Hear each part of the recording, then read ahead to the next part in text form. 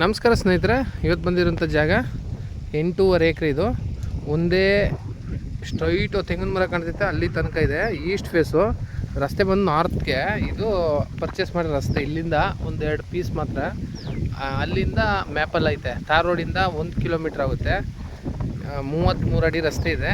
ಇಲ್ಲಿಂದ ಜಸ್ಟ್ ದಾರಿ ತೊಗೊಂಡವ್ರೆ, ಪರ್ಚೇಸ್ ಮಾಡಿರೋದು.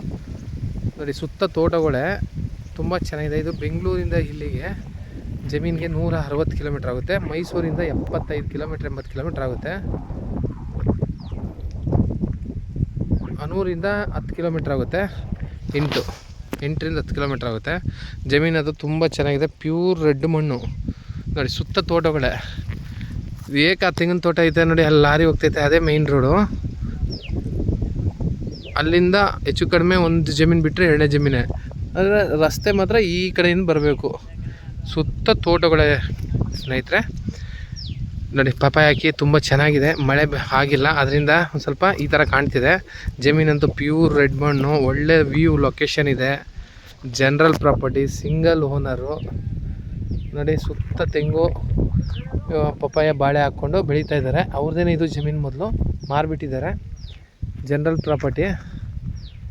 ಇದು ಲೀಗಲ್ ಆಗಿದೆ. ಡಾಕ್ಯುಮೆಂಟು ನಿಮಗೆ ಗೌರ್ಮೆಂಟ್ ಸರ್ವೆ ಅದ್ಬಸ್ತೆಲ್ಲ ಮಾಡಿಕೊಡ್ತಾರೆ. ಮಣ್ಣಂತೂ ಉಳುಮೆ ಮಾಡಿದ್ರೆ ತುಂಬ ಚೆನ್ನಾಗಿರುತ್ತೆ. ನೋಡಿ, ಪಕ್ಕದಲ್ಲಿ ಉತ್ತು, ಬಾಳೆ ಎಲ್ಲ, ತೆಂಗು ಕ್ರಾಪ್ ಇದೆ. ತುಂಬ ಚೆನ್ನಾಗಿ ಬೆಳೆದಿದ್ದಾರೆ.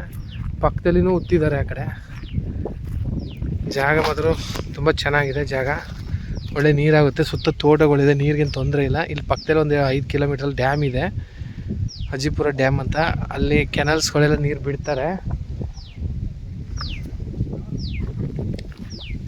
ಸುತ್ತ ತೋಟಗಳೇ. 8.5 ಎಕರೆ. ಇವರು ಎಕರೆಗೆ 30 ಲಕ್ಷ ಹೇಳ್ತಾಯಿದ್ದಾರೆ. ಸ್ಲೈಟ್ಲಿ ನೆಗೋಷಿಯಬಲ್ ಇದೆ. ವಿಲೇಜಿಂದ 1 ಕಿಲೋಮೀಟ್ರ್ ಇದೆ. MML ಹೈವೇಯಿಂದ 2 ಕಿಲೋಮೀಟ್ರು, ವಿಲೇಜಿಂದ 1 ಕಿಲೋಮೀಟ್ರು. ಜಾಗ ಮಾತ್ರ ತುಂಬ ಬ್ಯೂಟಿಫುಲ್ ಆಗಿದೆ. ಪ್ಯೂರ್ ರೆಡ್ ಮಣ್ಣು. ಫಾರ್ಮ್ ಹೌಸು ವ್ಯವಸಾಯ ಮಾಡೋರಿಗೆ ತುಂಬ ಚೆನ್ನಾಗಿದೆ. ತೆಂಗು, ಅಡಿಕೆ ಈ ಥರ ಕ್ರಾಪ್ಗಳು ಹಾಕೋಬೋದು. ಫಾರ್ಮ್ ಹೌಸ್ ಮಾಡ್ಕೊಳಕ್ಕೆ ತುಂಬ ಚೆನ್ನಾಗಿದೆ. ತುಂಬ ಬಜೆಟ್ ಏನು ದೊಡ್ಡದು ಅಲ್ಲ.